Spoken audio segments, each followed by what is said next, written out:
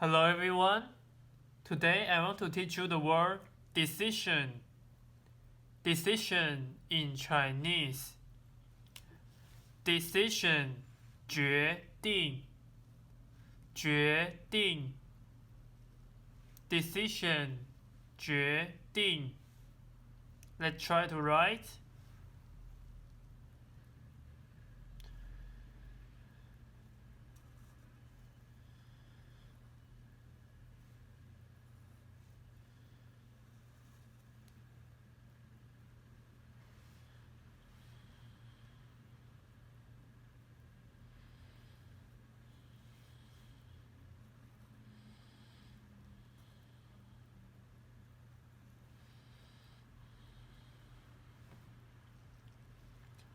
Okay, decision 决定 For example, you need to make an according decision.